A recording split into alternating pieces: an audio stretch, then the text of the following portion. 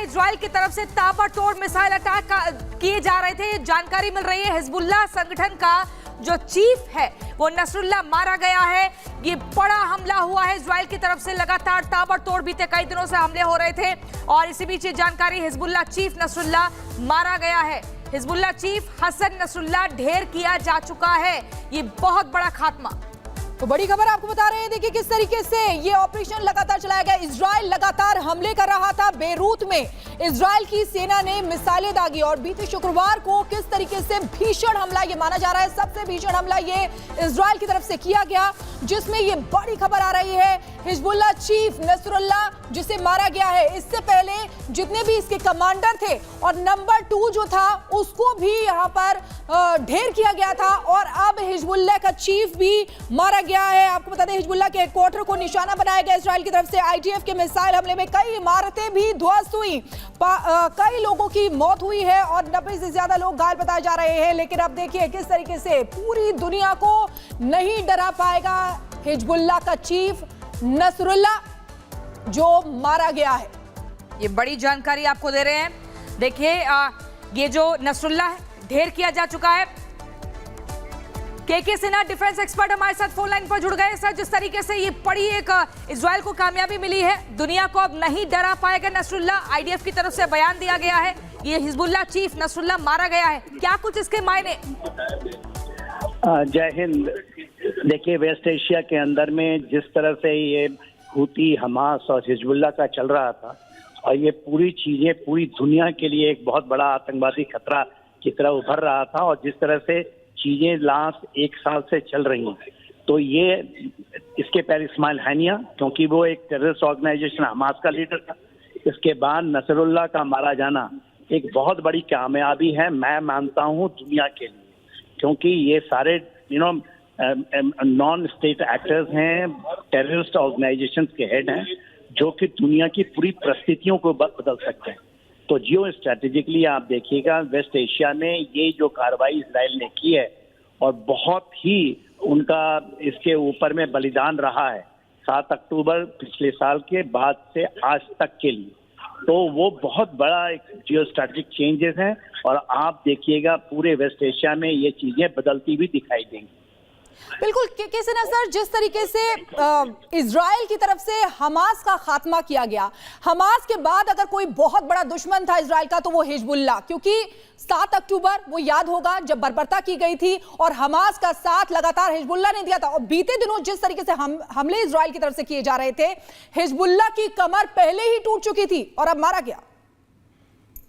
Absolutely ठीक बता रही हैं। देखिए हिजबुल्लाह को लोगों ने एक नैरेटिव पैदा करके पूरे, और उसमें पूरे वही लोग हैं जो इसको दिखाना चाहते हैं कि ये फतेह नहीं हो सकती, इनका आप कर नहीं सकते कुछ, ये जो भी मन चाहेगा वो चीजें करेंगी। इसी तरह हूती है यमन में, और ये जो इलाका है जिसमें यूती है, सीरिया है, यमन है और लेबनान आपको पता होना चाहिए कि सबसे अच्छा ये प्रोग्रेसिव देश हुआ करता था, ये फ्रांस से भी ज्यादा था। इसकी परिस्थितियां बदल गई, डेमोग्राफिक पैटर्न बदल कर, जो सियाइट मुस्लिम्स हैं उनकी संख्या बहुत कम होती थी और वहाँ जो मरनाइट क्रिश्चियंस हैं वो ज्यादा होते थे। आज के दिन में 46% बच गए हैं क्रिश्चियन, मगर और ये 30 के आसपास हैं, मगर तब भी परिस्थितियां बदल करके डेमोग्राफिक चेंजेस कर रहे हैं। तो वो चीजों में अब शायद कहीं न कहीं धक्का, और ये पूरी दुनिया के लिए, ये नहीं कि केवल इस जगहों में, जो चीजें आप ट्रांस अटलांटिक में देख रही हैं, जो इंडो पैसिफिक में देख रही हैं, जो मेडिटेरियन में देख रही हैं, तो उसका हम हिस्सा मानता हूं, मैं मानता हूं, और एक बहुत अच्छी खबर दुनिया के लिए।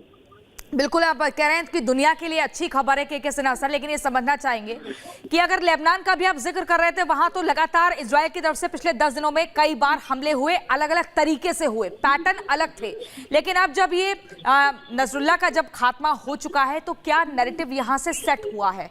क्या ये माने कि जो 3rd वर्ल्ड वॉर की एक आशंका व्यक्त की जा रही थी अब उस पर फुल स्टॉप लग चुका है? देखिए फुल स्टॉप तो नहीं कहेंगे, क्योंकि अब टोटल डिपेंड करता है कि ईरान क्या करता है। मेरे ख्याल से वो कुछ नहीं करेगा, क्योंकि उसकी कैपेबिलिटी नहीं है। जैसे ग्रेविटेशन है साउथ आप मेडिटेरियन के आसपास में, यूनाइटेड स्टेट्स के 1/3 नेवल फोर्सेस लगी हुई है। पहले 40,000 उसके ट्रुप्स होते थे, अभी उसको बढ़ा करके उन्होंने 50,000 कर दिया है। ये जो हैं बोलते नहीं हैं, मगर चीजें हो रही हैं। अब है ईरान को आप किस तरह से लाइन पे लाते हैं।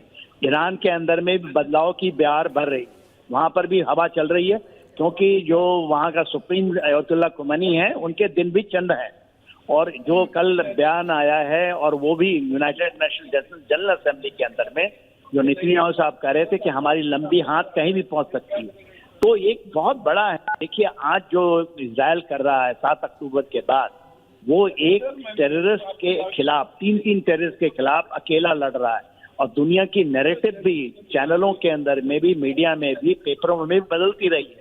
तो यदि आप इसको नहीं रोकिएगा तो ये इतना बढ़ जाएगा, और ये इतना, क्योंकि आप उसके हाथ, जो टेररिस्ट के लंबे हाथ होते हैं, इंडिया भी उसमें अछूता नहीं रहा है। यही है, उनको इतना कॉन्फिडेंस था कि वो आपके पार्लियामेंट में अटैक कर दें, आपका कुछ भी कर दें, आप 26/11 करा दो, 9/11 कर दो। तो ये एक दुनिया के लिए, टेररिज्म के लिए बहुत बड़ा अच्छी खबर है। बिल्कुल सर, आपने यूएन का जिक्र किया, जहां पर इजराइल के पीएम ने भाषण दिया था, जिसमें उन्होंने ईरान को लेकर भी जिक्र किया था, और उन्होंने कहा था कि ऐसी कोई जगह नहीं जहां हमला नहीं कर सकते। ईरान ने हमला किया तो करारा पलटवार करेंगे। यानी कि जिस तरीके से हिजबुल्लाह का चीफ नसरुल्लाह मारा गया है, तो ईरान भी इस समय मुझे लगता है कि सख्ते में आ गया होगा। एब्सोल्युटली। देखिए IRGC टोटल जो इस्लामिक रेवोल्यूशनरी गार्ड कोर है, वो टोटल का टोटल मैरिजलाइज हो चुका है। और उसके अयतुल्ला, जब उन्होंने मारा था कासिम सुलेमानी को 2000 में, उसके बाद उनके टॉप लीडर्स जो इस इलाके में, सीरिया और लेबनान के अंदर में जो कर रहे थे, दमास्कस का आपको जो बम्बार्डमेंट किया था, इन्होंने मारा था 1 अप्रैल 2024 में।